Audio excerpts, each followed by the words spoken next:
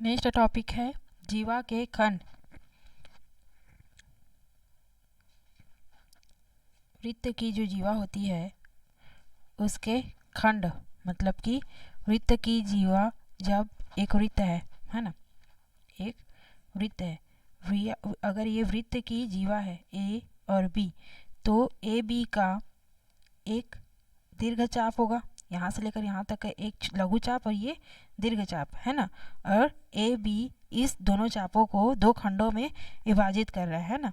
तो एक खंड इस तरफ का हो गया और दूसरा खंड दूसरे तरफ का। तो वृत्त के खंडों के बारे में हम वृत्त की जीवा के खंडों के बारे में हम इस टॉपिक में पढ़ेंगे। पी क्यू एक वृत्त की जीवा है। इस वृत्त में पी क्यू क्या है? इस वृत्त की जीवा है और आर वृत्त के अंदर पी क्यू पर स्थित है। इस पी क्यू जीवा पर वृत्त के अंडर साइड ये आर पॉइंट जो है वो स्थित है, ठीक है।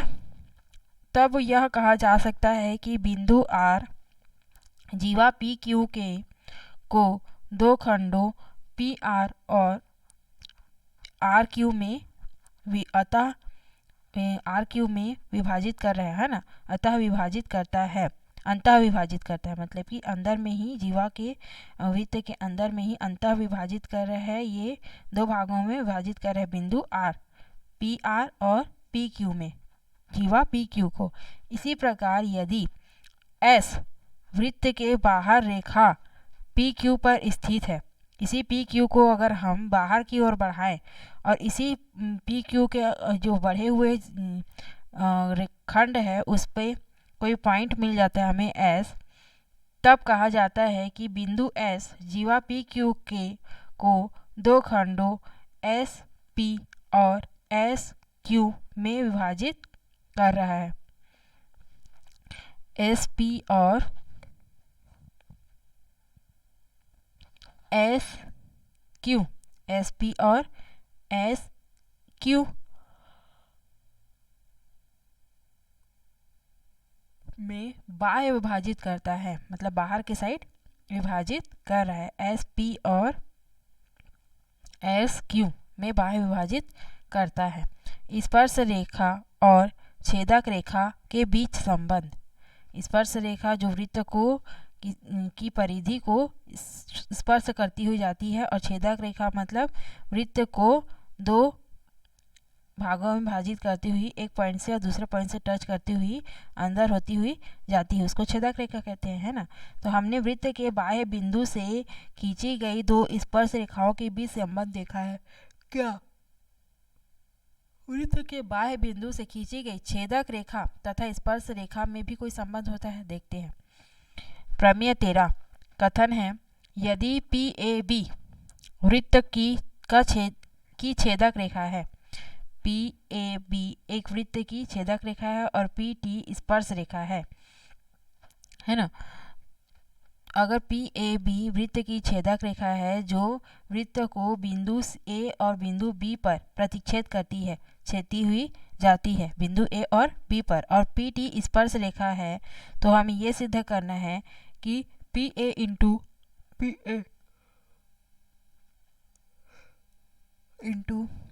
P B is equal to P T square.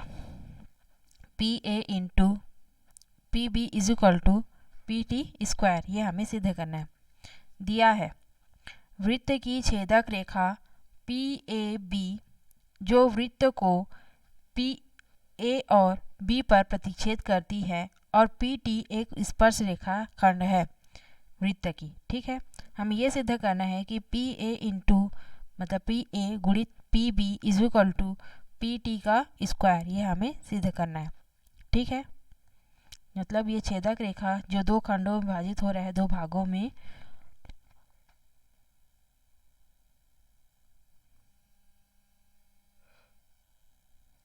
P ए और पी बी उन दोनों का गुणनफल स्पर्श रेखा पी टी के वर्ग के बराबर होगा, ये हमें सिद्ध करना है।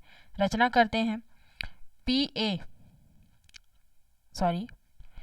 ए बी जीवा ए बी पर लंब ओ एल डाला है ना। ओ एल, मतलब कि जीवा ओ ए बी पर केंद्र से एक लंब डाला गया जो जीवा ए बी को एल पर मिलती है ना, एल पर प्रतिच्छेद करती है या फिर कहा जा सकता है, ठीक है। और ओ पी, ओ ए और ओ टी को मिलाया, ठीक। ओ ए, ओ टी और ओ पी को हमने मिला दिया। उत्पत्ति देखते हैं। हमें लाना है कि पी ए गुणित P B is equal to P T का स्क्वायर आना चाहिए। तो एक पक्ष को ले लेते हैं, दूसरा पक्ष ले आएंगे तो ये सिद्ध हो जाएगा। तो हम एक पक्ष लेते हैं, कौन सा, P A into P B, ठीक। अब पी ए को क्या लिखा जा सकता है, क्या लिखा जा सकता है, P A is equal to P L minus A L, है ना। पी ए की दूरी है क्या, पी से लेकर एल में अगर हम ए से लेकर एल को माइनस कर देते हैं तो हमें पी ए मिल जाएगा, है ना। तो पी ए को क्या लिखा जा सकता है, P L minus A L, है ना। पी एल में ए एल को अगर हम घटा दें तो पी ए मिल जाएगा। गुणित पी बी को क्या लिखा जा सकता है, उसी प्रकार से पी बी यहाँ से लेकर यहाँ तक की दूरी है, अगर उस हम क्या लिख सकते हैं, पी एल, पी एल में एल बी अगर हम जोड़ दें, पी एल में एल बी अगर हम जोड़ दें, एल बी और ये पी एल,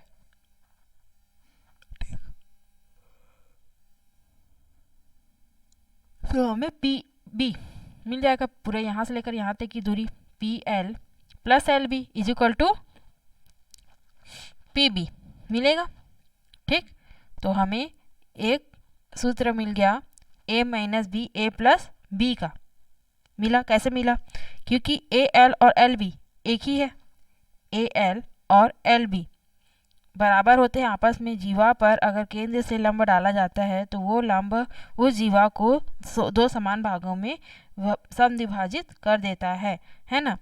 इसलिए ए एल, चूँकि A L is equal to L B होगा, तो ए एल के जगह में हम एल बी या फिर एल बी की जगह में ए एल लिख सकते हैं। तो A minus B A plus B का सूत्र में यहाँ पे जम रहा है, ठीक है। तो A minus B A plus B is equal to A square means P L के square minus B square means A L के स्क्वायर लिख सकते हैं। तो क्या आ गया, P A into P B is equal to P L square minus A L square आ गया। हमें पी टी स्क्वायर चाहिए, क्या चाहिए, पी टी स्क्वायर, ठीक। अब पाइथागोरस प्रमेय से ए एल स्क्वायर कहाँ पर है, ए एल स्क्वायर ये रहा। त्रिभुज ए एल ओ में पाइथागोरस प्रमेय अगर हम लगाएं तो ए एल हो जाएगा, क्योंकि ये 90 डिग्री का कोण बन रहा है। तो ए ओ ए कर्ण हो गया इस त्रिभुज के लिए, ए एल आधार और ओ एल लंब। तो A L is equal to कर्ण का स्क्वायर माइनस लंब का स्क्वायर। तो ओ ए का square is minus O L का स्क्वायर। पाइथागोरस प्रमेय से ए एल के स्क्वायर की जगह में हम लिख सकते हैं A L square is equal to O A square minus O L square. कहाँ से आया, पाइथागोरस प्रमेय से। ये लंब का स्क्वायर सॉरी आधार का स्क्वायर इज इक्वल टू कर्ण का स्क्वायर मीन्स माइनस लंब का स्क्वायर, ठीक, वहाँ से, ठीक। अब ब्रैकेट ओपन करते हैं तो P L square minus O A square और minus minus plus O L square, ठीक। हमें चाहिए ओ पी टी स्क्वायर, ठीक, हमें पी टी स्क्वायर चाहिए।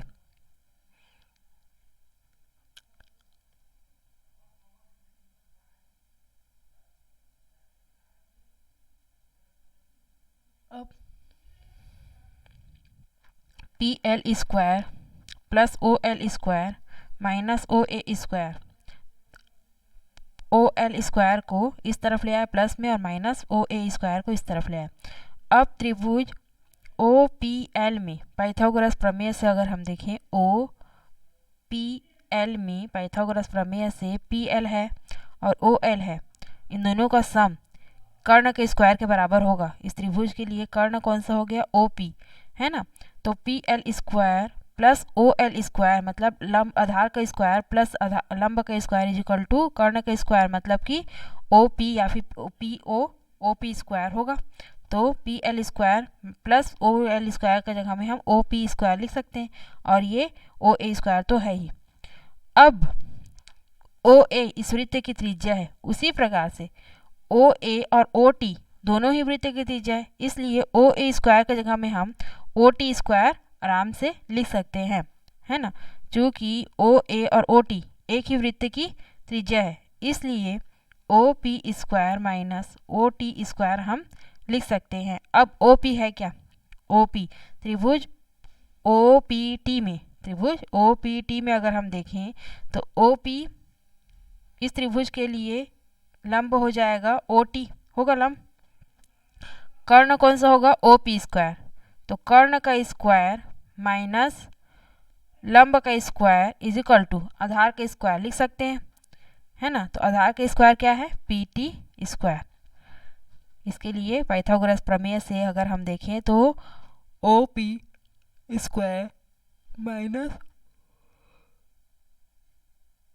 ओ T square is equal to P T square हम लिख सकते हैं। कर्ण का स्क्वायर मीन्स लंब का माइनस लंब का स्क्वायर, कर्ण का स्क्वायर माइनस लंब का स्क्वायर इज इक्वल टू आधार का स्क्वायर, तो is equal to P T का स्क्वायर हम लिख सकते हैं। तो क्या आया, पी ए, इसलिए P A into P B is equal to P T square आ गया, प्रमेय सिद्ध हो गया। ठीक है, करके देखिए, यदि किसी वृत्त की जीवाएं एक दूसरे को वृत्त के अंतर्गत या बहिर्गत मतलब कि अंदर में ही या फिर बाहर में प्रतिच्छेद करती हैं, किसी भी बिंदु पर अगर किसी बिंदु पर बाहर में प्रतिच्छेद करती है या फिर एक बिंदु पर अंदर में प्रतिच्छेद करती है, एक दूसरे को काटती है, तो किसी एक जीवा के खंड से बनने वाले आयत का क्षेत्रफल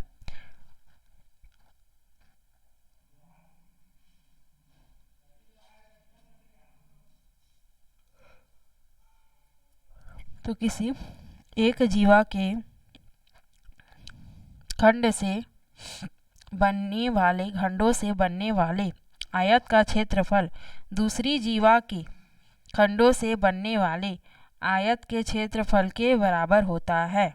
ठीक, मतलब P A into P B, ये खंड और ये खंड का गुणनफल दूसरी जीवा के आयत के क्षेत्रफल के गुणनफल के बराबर होता है, means P C into P D, है ना। P A into P B is equal to P C into P B, दोनों खंडों को गुणनफल के बराबर होता है। ठीक, उसी प्रकार से P A into P B, इसके लिए देखें तो हम P A into P B is equal to P C into P D होगा, दोनों के लिए ही सेम फार्मूला यूज होता है। ठीक, अब उदाहरण 20 देखते हैं। उदाहरण 20 दिया हुआ है, ए बी तथा सी डी वृत्त की दो जीवाएं हैं। ए बी और सी डी वृत्त की दो जीवाएं हैं जो बिंदु पी पर वृत्त को अंतः भाग में काटती है, बिंदु पी पर प्रतिच्छेद करती है।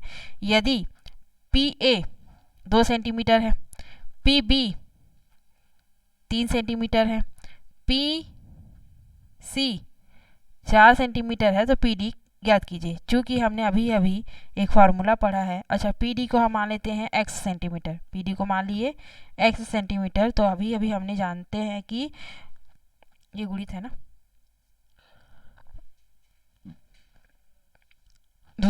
पहली जीवा की अगर अंतर्गत या बहिर्गत दोनों में ही प्रतिच्छेद करती है, तो पहले जीवा के खंड में बनने वाले आयत का क्षेत्रफल दूसरे जीवा के खंड से बनने वाले आयत के क्षेत्रफल आपस में बराबर होते हैं, मतलब आपस में गुणनफल, उनके खंडों के गुणनफल आपस में बराबर होते हैं।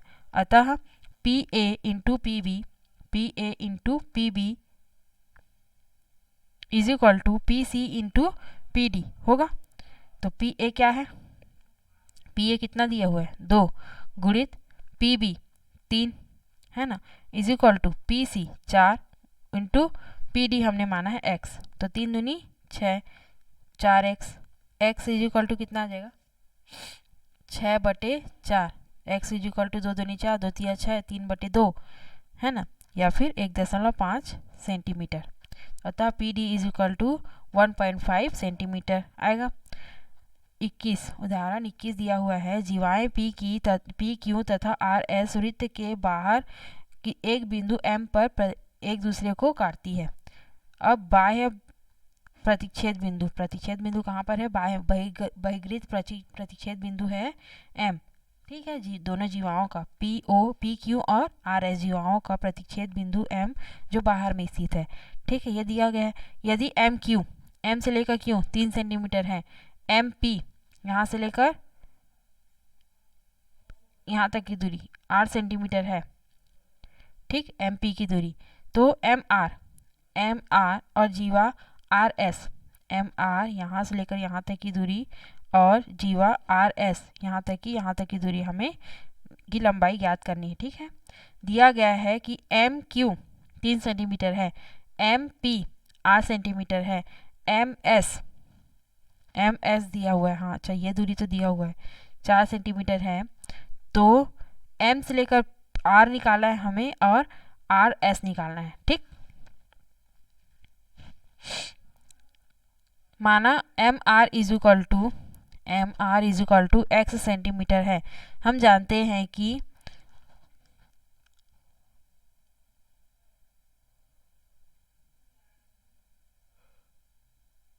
दोनों जीवाओं के खंडों का गुणनफल आपस में बराबर होता है। ठीक है, तो M Q into M P is equal to M S into M R होगा।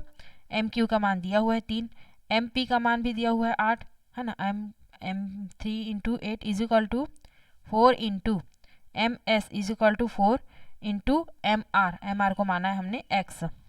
ठीक, तो 4 इंटू एक्स लिखा जा सकता है, 4 5 16 24 बराबर 4x। x is equal to कितना आ गया 24/4, x इज इक्वल टू 4 एकम 4 4 6 24, तो x इज इक्वल टू कितना आया 6 centimetre. Means M R is equal to 6 centimetre आया। जीवा आर एस का मान हमें निकालना है, जीवा आर एस का मान निकालना है। चूँकि एम आर पता है, एम एस पता है, तो एम एस आर हम या फिर आर एस हम आसानी से निकाल सकते हैं, आर एस। ठीक है, कैसे? R S is equal to पूरे में से आधे को ये एम एस को माइनस कर लेते हैं, M R minus M S. M R कितना है एम आर 6 सेंटीमीटर है, एम एस कितना दिया हुआ है 4 सेंटीमीटर, अतः R S is equal to कितना मिला 2 सेंटीमीटर।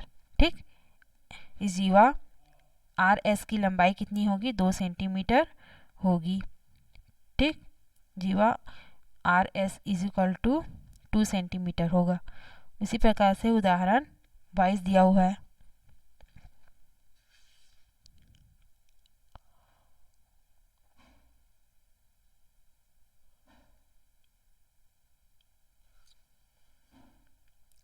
दी गई आकृति 99 में P A is equal to 4 centimetre है तथा पी बी यहाँ से लेकर यहाँ तक की दूरी कितनी दी हुई है, पी बी की दूरी 9 सेंटीमीटर। तो पी टी की लंबाई ज्ञात कीजिए, पी और टी की लंबाई हमें ज्ञात करना है, इसको मान लेते हैं एक्स मान लिए। अब हम जानते हैं कि जब एक वृत्त की छेदक रेखा होती है और एक वृत्त की स्पर्श रेखा होती है, तो उन दोनों के बीच संबंध क्या होती है, छेदक रेखा कौन सी है पी ए बी और पी टी क्या है स्पर्श रेखा। तब सूत्र क्या बनता है कि छेदक रेखाओं का गुणनफल, छेदक रेखाओं के खंडों का गुणनफल उस स्पर्श रेखा के वर्ग के बराबर होता है। अतः P A into P B is equal to P T का स्क्वायर होगा। पी ए कितना दिया हुआ है 4 सेंटीमीटर है ना, पी बी कितना दिया हुआ है 9 सेंटीमीटर और पी टी हमें निकालना है is equal to P T square. तो पी टी की लंबाई ज्ञात कीजिए, 4 निया 9 चौक 36 is equal to P T square. P T is equal to square इस तरफ आ जाएगा तो √36 आया। अतः P T is equal to 6 6 36, PT कितना मिला 6 सेंटीमीटर। ठीक, बस ये फॉर्मूला याद रखना है। जब एक स्पर्श रेखा हो और एक छेदक रेखा हो तो उनके बीच का संबंध ये वाला होता है कि छेदक रेखाओं का के खंडों का गुणनफल उसके स्पर्श रेखा के वर्ग के बराबर होता है। अब PA और PB यही नेमिंग हो जरूरी नहीं है, इस वजह से इस फॉर्मूला को हमें याद रखना है। अभी हमने 2 फार्मूला पढ़ा है, कौन कौन सा, एक छेदक रेखा और स्पर्श रेखा के बीच के संबंध के लिए, और एक जीवाओं के अंतर्गत और बहिर्गत प्रतिच्छेद करती हुई बिंदुओं के लिए जीवाओं के खंडों का गुणनफल आपस में बराबर होता है। ठीक है, ये 2 हमने फॉर्मूला अभी हमने पढ़ा है। इससे रिलेटेड क्वेश्चन हमें प्रश्नावली 5 में मिलेंगे। और एक और टॉपिक है कि एक स्पर्श रेखा तथा जीवा द्वारा बनाए गए कोण। स्पर्श रेखा जो वृत्त को स्पर्श करती हुई जाती है और उसकी वृत्त की जो जीवा होती है उसके उनके द्वारा या फिर उनके बीच बने हुए कोणों में क्या संबंध होते हैं, उसके बारे में नेक्स्ट टॉपिक में हमने पढ़ना है। फिर उसके बाद 1-2 उदाहरण दिया हुआ है, उदाहरण 23, उदाहरण 24।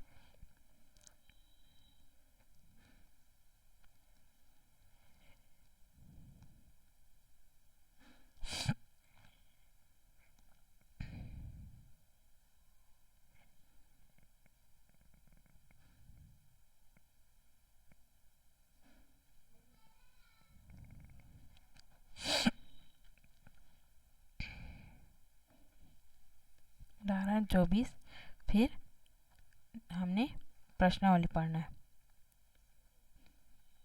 प्रश्नावली 5 जो इस अध्याय का अंतिम प्रश्नावली है। ठीक है, तो नेक्स्ट टॉपिक को और प्रश्नावली के क्वेश्चंस को हम नेक्स्ट वीडियो से सॉल्व करेंगे। यदि आपको कोई भी डाउट हो तो आप कमेंट सेक्शन में जाकर पूछ सकते हैं।